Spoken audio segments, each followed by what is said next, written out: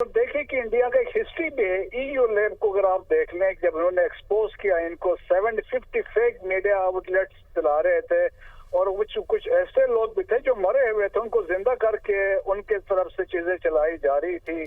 और फिर देखे स्टैनफोर्ड इंटरनेट ऑब्जर्वेटरी ने भी इनको एक्सपोज किया कि झूठ का ड्रामा कर रहे हैं, और इसी तरीके से वाशिंगटन पोस्ट ने भी लिखा। और ये जो वाकया हुआ, पहले देखें अमृतसर वाला, सिखों की अटैचमेंट पाकिस्तान से बहुत ज्यादा है। देखें ननकाना साहिब पाकिस्तान में, करतारपुर पाकिस्तान में, पंजा साहिब हसन अब्दाल में, रंजीत सिंह की समाधि लाहौर में। सो अटैचमेंट है वहां पे। अभी इंडियन पंजाब में वहां पे तो गाने गाए पाकिस्तान के मुतालिक हो रहे हैं कि बड़ी पवित्र धरती है हमारे लिए, तो पाकिस्तान सिखों पे क्यों अटैक करेगा। अब इनको तकलीफ ये हुई थी कि इंडियन सिख्स में एक रिजनमेंट थी, फार्मर्स मूवमेंट भी चल रही है, और फिर फौज में 20% आर्म फोर्सेस में सिख हैं।